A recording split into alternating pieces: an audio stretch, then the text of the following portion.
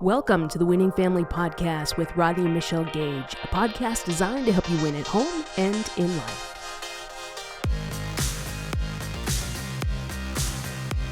Hey, welcome to the Winning Family Podcast with Rodney and Michelle Gage. This is a podcast designed to help you win at home and in life. I'm your podcast host, Dr. Linda Travelute. So excited for this episode. And let me give you a little hint here before we get rolling, because you're going to want to know about the free stuff, the valuable stuff, the fun stuff that we've got in store for you. But you're going to have to wait till the end of the episode. But I will tell you, though, that you get a copy of The Double Win. That is Rodney Gage's book, if you will sign up for their mentoring program. Now, we're not trying to bribe you. Listen, this is a mentoring program you're going to want to be a part of, and you can get involved in it for 30 days, test drive it, and you get the book for free. That's a great thing, right?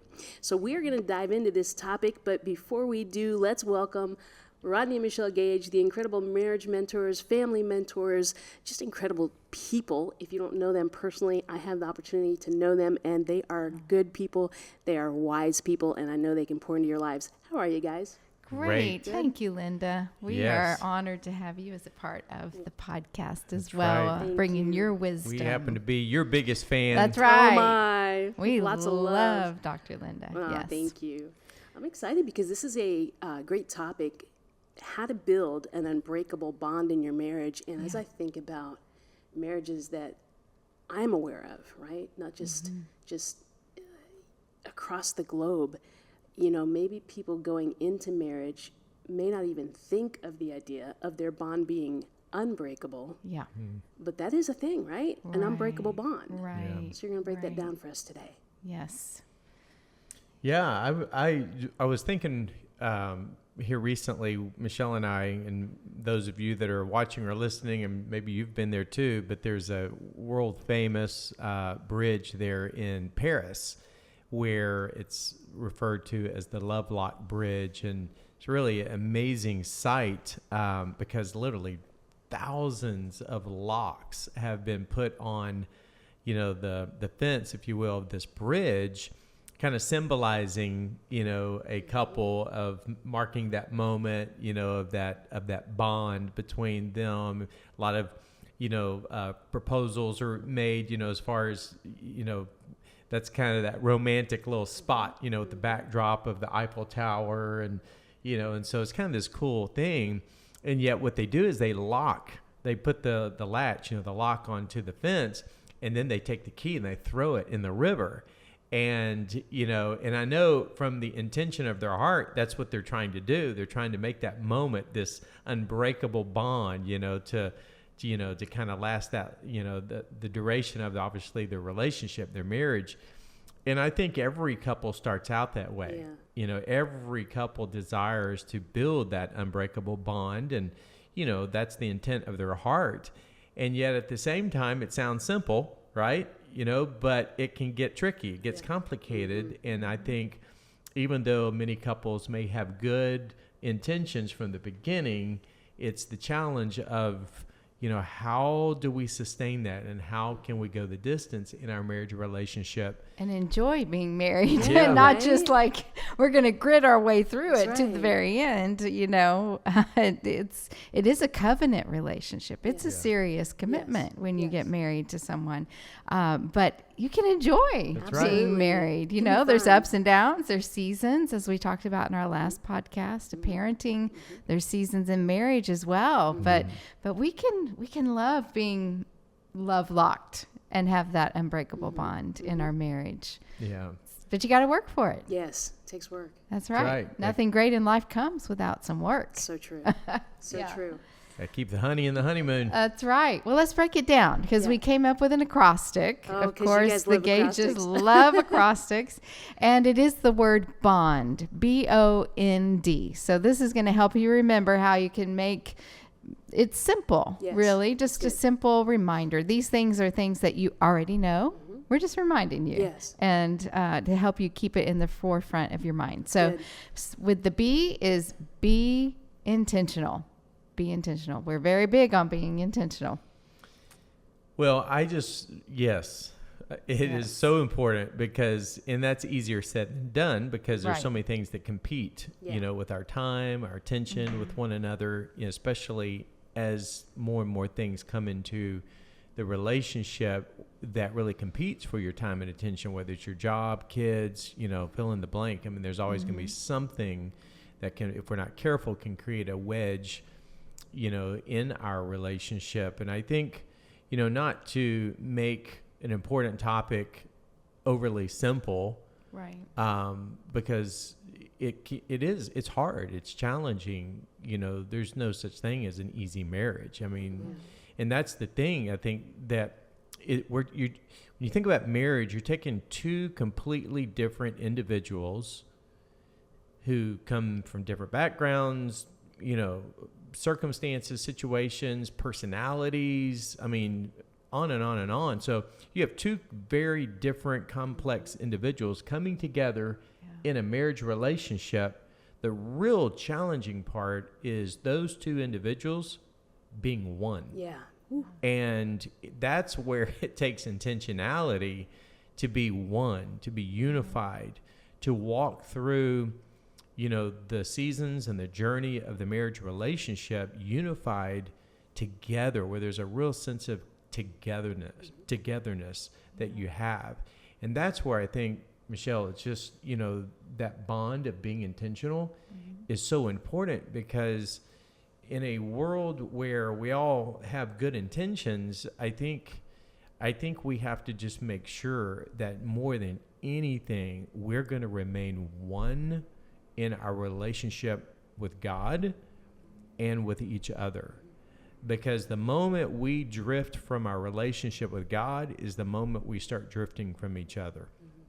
And I don't think we can successfully be intentional without being one with God and relying on Him and depending upon Him each and every day, because naturally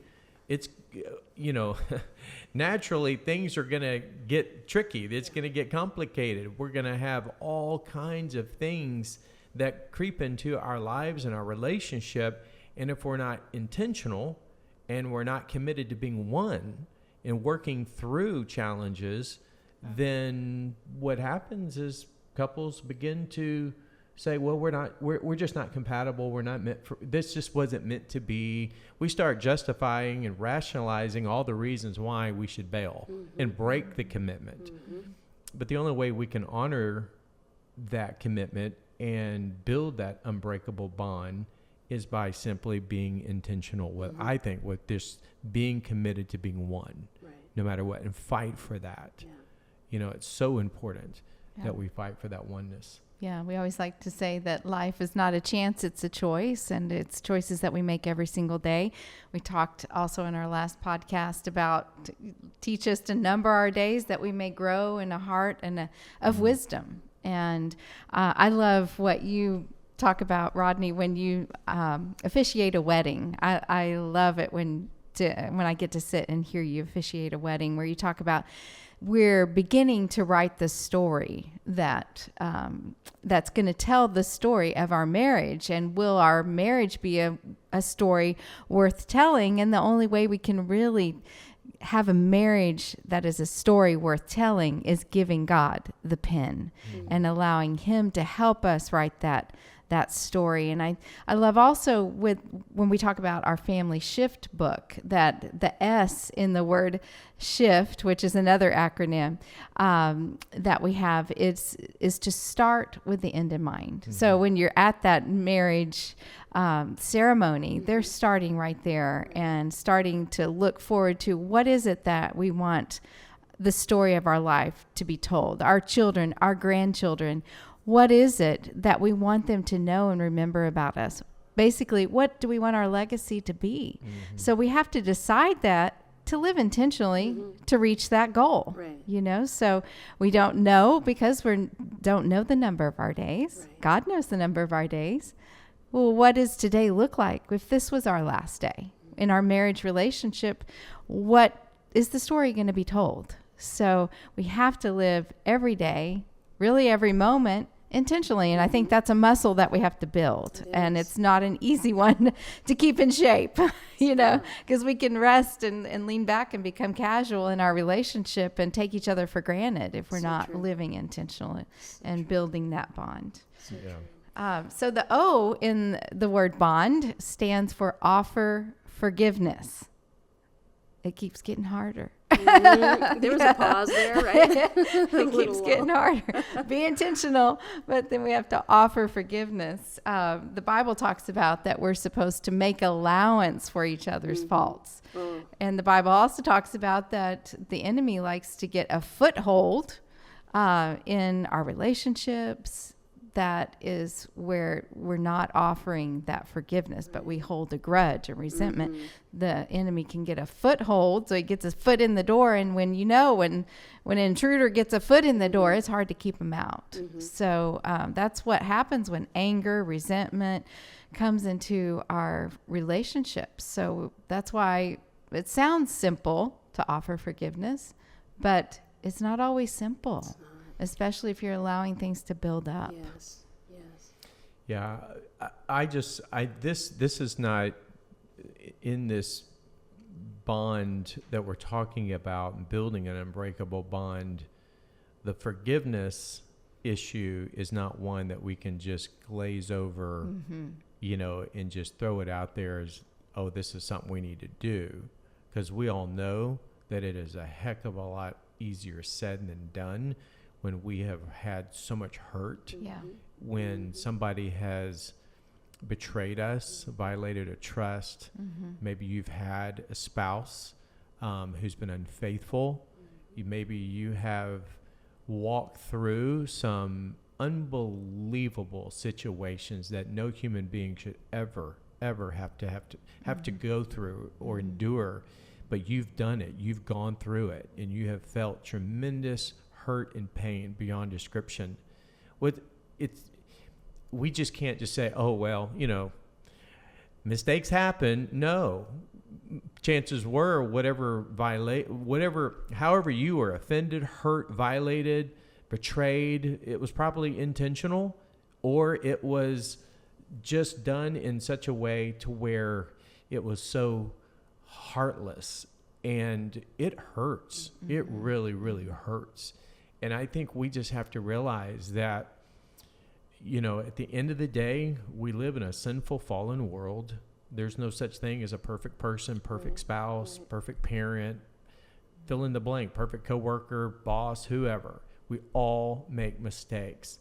But yet when we've encountered personal hurt and the mental and emotional trauma that goes with that, the setbacks that we have to endure, it is important that we realize that some of that unforgiveness that we may hold in our heart, if we're not careful, it all of a sudden begins to allow our own lives and our own health and well-being mentally and emotionally to erode.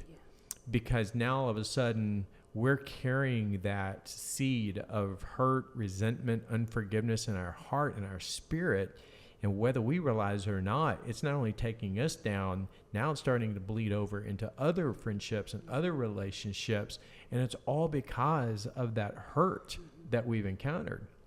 Do you think that could even be outside of your marriage relationship? It could be a hurt that's outside of that relationship that is also can take down your marriage if you don't deal with that hurt. Whether it's, maybe a parent that has hurt you, a sibling, someone, just a friendship that is consuming you, that it can take down the marriage relationship, which can take down the family. Yeah, I mean, there's all kinds of situations, unfortunately, that brings, trauma, despair, hurt into our lives. And so, the Bible says to make allowance. But what do you do? What do you do with those who were intentional with the way they hurt us? And so I think, number one, I just think it's important that we realize that, for some, they need to get ongoing counseling. They need to seek out, a professional, a therapist, somebody that can really help unpack some things on a deeper level to really get down to the core of what it is that maybe is serving as the root issue of the pain or trauma or hurt that they're still carrying in their life. But at the same time, when it comes to the day-to-day marriage relationships and the things that we might say that's offensive to one another, or the things that we didn't say that brings hurt, or things we didn't do that maybe cause one to feel insecure. At the end of the day, without question, I believe that the number one tool that the enemy uses to destroy marriage relationships is anger. Yes. Because he knows that if he can create that wedge, if he can get that foot in the door, so to speak, to create that foothold with anger, now all of a sudden we can have a closed spirit towards one another. And when anger gets into the situation, that only makes us more defensive. Now all of a sudden we got a wall, that goes up, or the intimacy is lost. I mean, the list goes on because again, anger is encroaching at the door, and we have to be willing to take our hurts not only to God, but we also have to make peace with those who have hurt us. And as hard as that is, we have to come to that place where I believe that we just really embrace forgiveness that only God can give. I think when it, just circle it back to that make allowance again, I think to me that means a perspective. That's good. Because the perspective is that this world is broken. There is no perfect person in this world, including myself, even though sometimes we think that we are and everyone else is wrong. Sure. And that's why the world is broken, so we need Jesus. That's why God sent Jesus into the world, to forgive us of our brokenness and to heal us. And we will be held accountable for our actions and our attitudes. And so this all brings it back to perspective, that when someone has hurt us, and like you said, it could be unbelievably devastating, the hurt.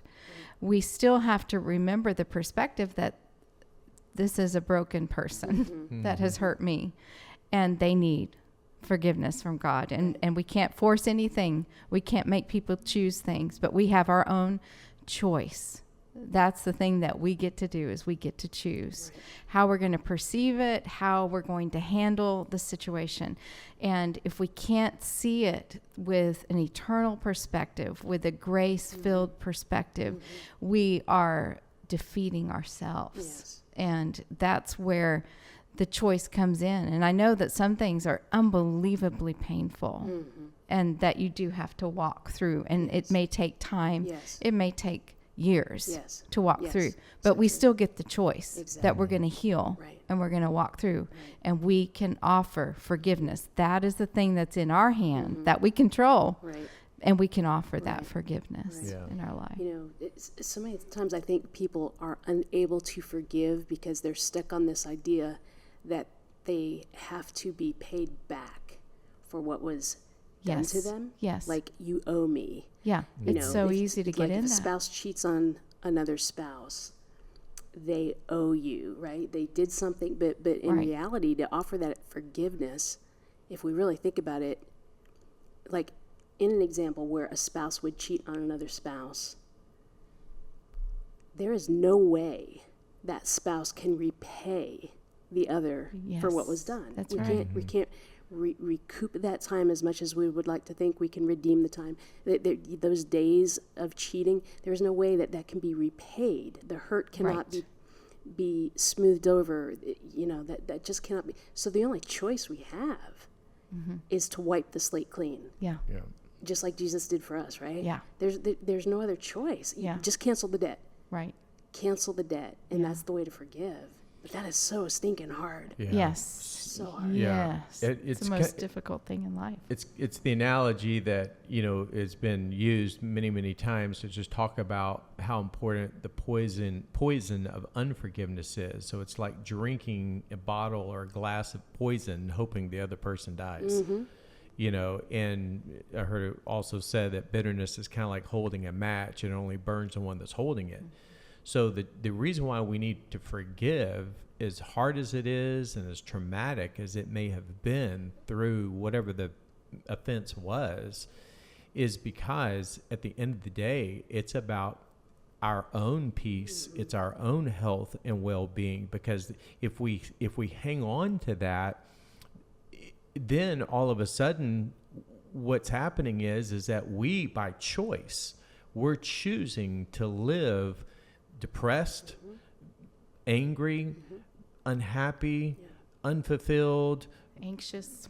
All of the negative repercussions that go with it, because we're hanging on to it instead of releasing. And just because you release it and you choose to forgive the person or the offender or whatever the situation, just because you choose to release that and forgive someone doesn't make it right by any means. It's not like we're letting them off the hook. We're forgiving them because we need forgiveness. We're forgiving them because we're choosing to live a life of peace rather than living a life of misery, because we're living in bondage to something that the enemy is using to take us down. Right. And I think it goes without saying, but we'll go ahead and say it, that if you're in a situation where you are being caused harm, if you're being hurt physically, if you're being devastated emotionally, you have to give yourself some space and some boundaries, and you can get professional help. We're not saying stay in a relationship or a situation that is devastating you, killing you. Yes.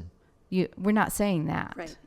But we are saying that there is a place where forgiveness brings you healing, no matter what situation that you're in. And so that's where it doesn't affect the other relationships like you were talking about. The others, the friends, the extended family, the people we work with, because if we don't forgive, that stress, the trauma, the dysfunction that it creates in our bodies and minds, that's what would interfere with the other relationships, right? So it's a win-win to forgive. Wow. It sure is. And I know I felt we needed to go a little deeper there, so we just didn't stay on the surface level of, not cleaning up the popcorn that was spilt in between the cushions of the sofa or whatever, which I've never done. But we're talking about in marriage, there's going to be the little things that can creep into a marriage that over time can become big things. But obviously there are the big things that we never thought would ever happen. But when they happen, how do we respond? So forgiveness is just one of those things where we have to just be willing to forgive. We won't ever forget, but come to that place of forgiving one another because Christ first forgave us. And at some point, we're going to fall short. At some point, we're going to drop the ball. We're going to hurt somebody. We're going to say something or offend someone. And we're going to want to be on that side of receiving somebody's forgiveness and showing grace and extending mercy to us. So at some point, we have to come to that place of saying, you know what, I'm not, especially when it comes to the petty little things, I think a lot of that, quite frankly, is just, for some, I'm just going to say it bluntly, for some, we just need to grow up. We just need to grow up, and not get so caught up and so derailed over some petty little thing. He didn't, I hate the way he throws his socks on the floor, or she doesn't do this, or, well, we can, till the cows come home, talk about all the should-haves and could-haves, or he or she or this or that, but we can't, that's where I think it was said that the number one issue that causes most divorce in America is, at the end of the day, it can be summarized in one word, and self-centeredness. And so that's where we just have to again, it's the unity that I was talking about at the very beginning. The devil wants to do everything he can to divide rather than keeping a couple unified. So we have to work hard at being intentional. And a part of being intentional is not allowing, the sun to go down on our wrath. So if there's a spirit of unforgiveness, or if our spouse did something or said something, hey, we need to speak the truth in love, make amends, let it go and move on. I love, we just had a marriage conference, and I love what Susan Thomas said, that God's given you 24 hours to work this out, not letting the sun go down. You got 24 hours. Let's think it through. Clock let's sticking. process it. And so this is great setup, because this is kind of heavy, the offer forgiveness, but so it's be intentional is the B. Offer forgiveness is the O, and the N is nurture joy. Yeah. Nurture joy, because joy doesn't just naturally happen with most of us. You know, most of us wake up maybe a little tired, a little sluggish, maybe start to think of all the things that need to happen in our day.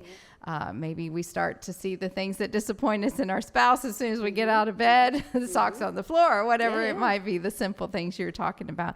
But we have to nurture joy. We have to be intentional in nurturing joy, just like you would nurture any relationship or a plant or we have a tree in our yard that we're trying to bring back to health and life, a tree that someone gave us that has some dead branches on it, but you're out there watering it and irrigating around it and nurturing it. We have to nurture joy in our home, in our relationships. Absolutely. Yeah. In our marriage. I think, too, there's a maybe a lack of understanding between joy and happiness. Yeah. I think in our mainstream secular culture, if you will, I think most people, the goal is to be happy. You know, it's like, oh, I just want to be happy. Well, la-di-da, everybody wants to be happy. But happiness is based on circumstances. Yeah. So as long as she is this, then I'll be happy. As long as, he does this, then we'll be happy. Everything's going to work out. But the problem is that happiness is fleeting. It comes, it goes, it's up, it's down. It's all based around circumstances. However, joy is something different in the fact that it's an inside job. So all hell could be breaking loose on the outside. And is it easy to be joyful when all hell is breaking loose? No. But at the same time, again, we can choose to have the perspective of that. I don't like what's going on. I don't like the fact that he or she or whatever, but I'm not going to allow them, or am I going to allow the situation or circumstances that's being played out right now in front of me to rob me from the joy that I know that Christ has given to me. So joy is really an inside job, and it's based on our relationship with God. And why Jesus said, I'm the vine. Jesus said, I'm the vine. He was talking to his disciples. He said, now you are the branches. And as long as you stay connected to me, as long as we are walking together in that relationship, then you're going to bear forth fruit. There's going to be joy in what you experience as long as we are connected. But the moment we are severed from the vine, as long as we disconnect from the source of joy, which is Christ, then all of a sudden we're kind of taking we're taking matters in our own hands, and we're allowing all the other circumstances of life to dictate whether we're happy or not. And so that's why we have to nurture it. We have to choose it. We have to make sure that our relationship with God is rock solid. I want to read 2 verses of scripture. Number one is Proverbs 17, verse 22. I love this. It says, a cheerful heart is good medicine, but a crushed spirit dries up the bones. So how many times do we feel like, maybe it's you're discouraged, you're defeated, you just feel like, your marriage is dried up, your friendships have dried up, things aren't going well at work, you don't find a lot of joy or fulfillment and, certain things going on. Well, what's happened? What happens is that we've lost a cheerful heart, and we have to get it back. And that goes back to just resetting, I think, our relationship with the Lord, because what does Nehemiah say? Nehemiah 8:10 says, for the joy of the Lord is your strength. Yes. So we're going to need as much strength as we can possibly get in the marriage relationship. And the secret to finding strength and courage to move and forge ahead and everything and through everything is by finding joy as much as we can in everything and through everything, because that's really where our source is going to come from, is through our relationship with God. So seek first the kingdom of God, and all these other things are going to be added to you. And it's really true. I think when we seek him first in the morning too, and just, for me, worship is so important. Even if I'm just singing a song in my head, if it's quiet in the home and the kids are asleep, and just even in my head, or I get my ear pods in, and just set the tone for my day, because again, it's a choice. We get to make that choice. And I think finding things to laugh at, laughing at each other, making fun in a kind way, we have a dog that brings a lot of laughter into our home. She's just funny to us, whatever it takes, to bring some joy and laughter into your home. If you got kids in the home, what is it that, funny movies or jokes that you have among the family, and just laugh, finding anything to laugh about medicine. Is so good. Just don't take yourself so serious. Just learn to have fun, enjoy, relax, take a chill pill. I think different personalities struggle more than others with this, because some of us are just so focused and intense, and the type A personality. And I'm wired that way. I mean, I'm so glad you said that. Just went public here. Let's do a little marriage counseling here. Little PSA, public service announcement here. I am pretty intense. So we have to find things to laugh at. Okay, so out of the two of you, who is more lighthearted? No, Michelle, hands down. Yeah? Oh, I hope so. I don't know. I mean, I feel like I can get intense. But she finds a way to find laughter, I think, quicker than I do. Yeah. Well, you're the emoji king. I know. When there's a text thread, Ted and I laugh at Rodney's emoji. The gifts. The gifts, He loves that's what it is. That's how I communicate. Oh, that makes us laugh as a family in our group texts. Yeah, and with different friends. Yes, he's so good at those. Well, I'll tell you, my husband will run into the room sometimes and he goes, "Look at what Rodney just sent." Look at this gift, and we just chuckle. So thank you. You're providing some joy for us.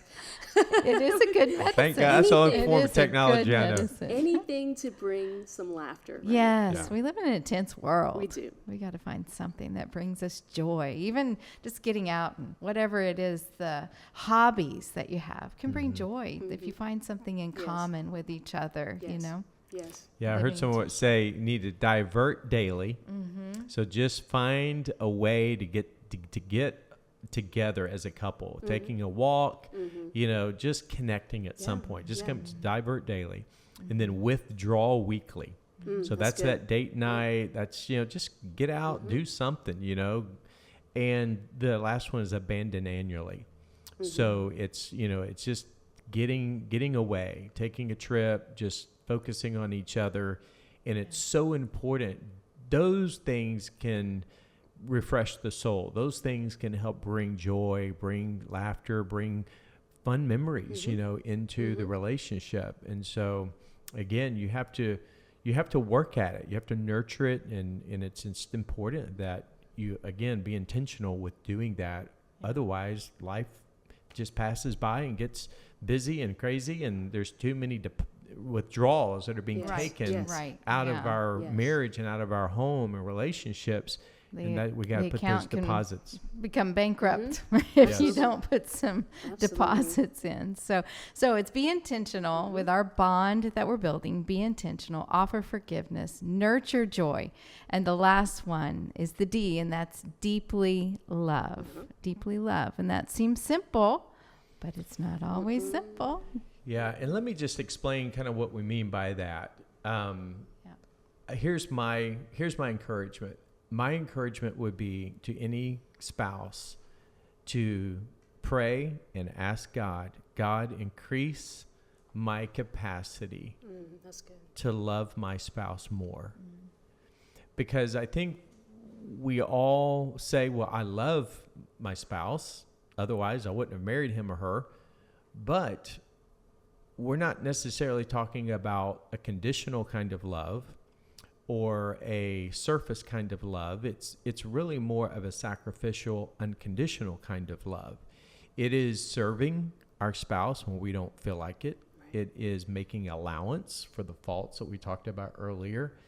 It is caring for our spouse in a deeper way.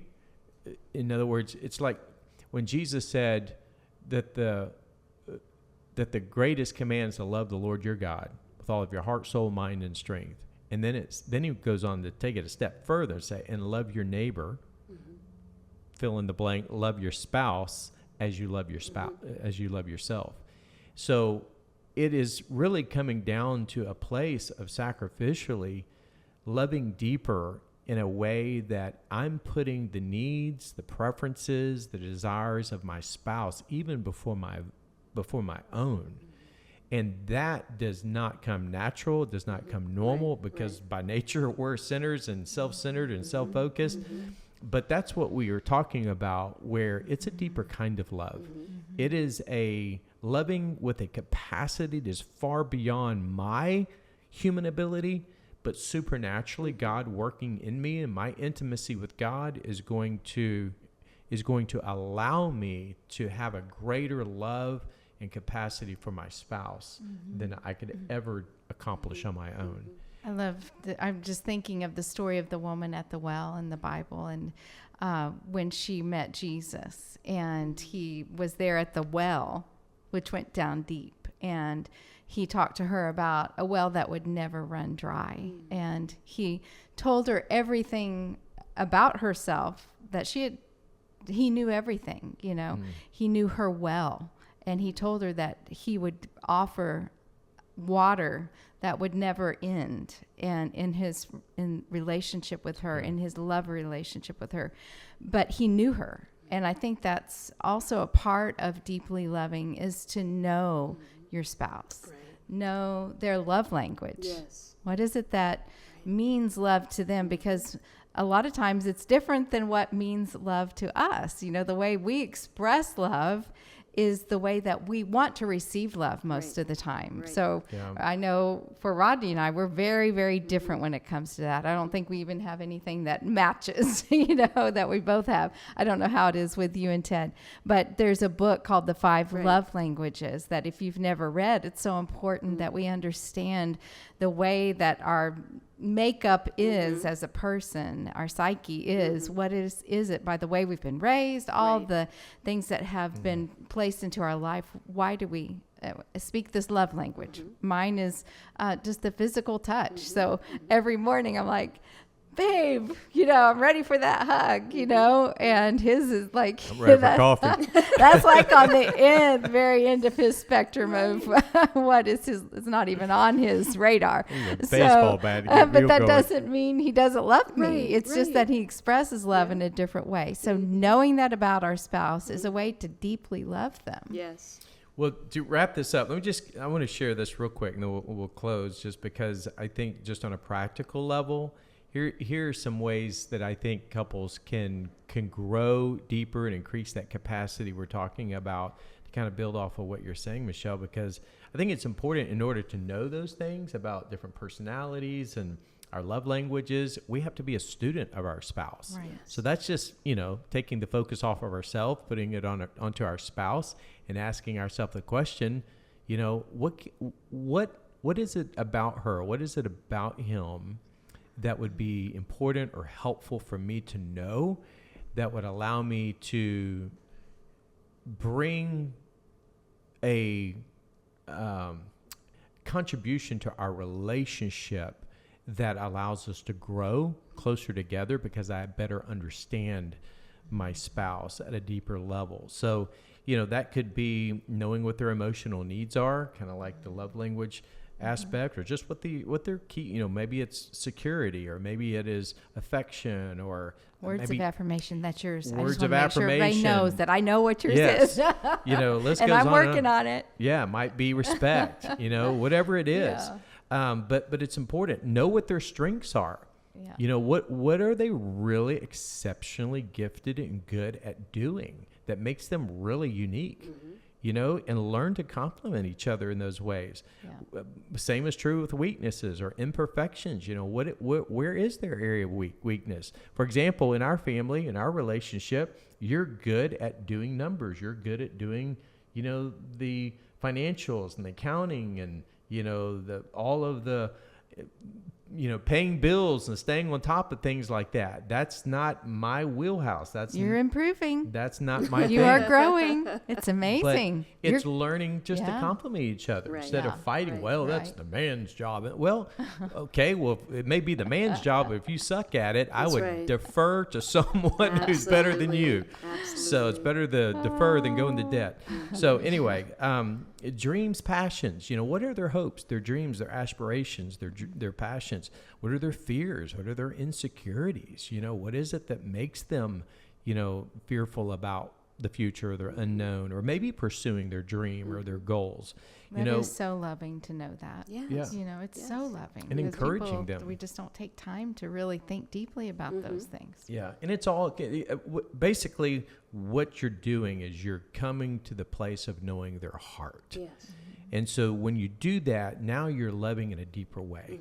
Now you're having that bond that we're talking about strengthened because, again, you're coming together as one. You're being unified. Two completely different people coming together as one and using the best as well as the worst of both individuals to become a beautiful story that we were talking about at the very beginning that God wants to tell and use to inspire others and to serve as an example to a world that's desperately looking for what a unbreakable bond looks like in a marriage. Right. So anyway, hopefully some of those things will be of help. Absolutely.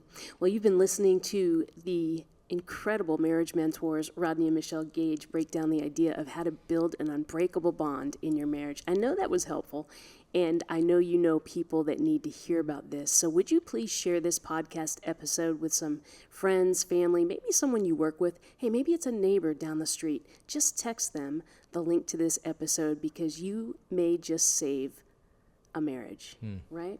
Yeah. That's how powerful this is. And listen, you can get your hands on a free copy of the book, The Double Win, that Rodney Gage wrote. And how you do that is go over to the website, thewinningfamily.com. That's thewinningfamily.com. And you can take a look at their mentoring program. It's called the Monthly Mentoring Club. They actually meet via Zoom once a month, every first Wednesday of the month, Wednesday night, Yes. and it gives you an opportunity to see them face to face, interact with them face to face. They will pour into your lives, your marriage, and then there's Q&A at the end of those mentoring segments. That's just gold. That is gold. So if you sign up for the 30-day trial, you'll get a copy of The Double Win. And I'm telling you, that is worth it right there to get your hands on that book. So go to thewinningfamily.com, take advantage of that, and then please rate and review the podcast so that we know we're on the right track in serving you and helping you win at home and in life. Thanks again for joining us on the Winning Family Podcast. Be sure to follow us on Instagram and Facebook at The Winning Family. Also, we would love to hear what's on your heart and mind as parents. Send us any questions you would like Rodney and Michelle to answer in the future episodes by sending your questions to the podcast at thewinningfamily.com. We look forward to hearing from you. For more helpful resources and content, be sure to go to thewinningfamily.com. Until next time, thanks again for joining us on this week's episode of the Winning Family Podcast.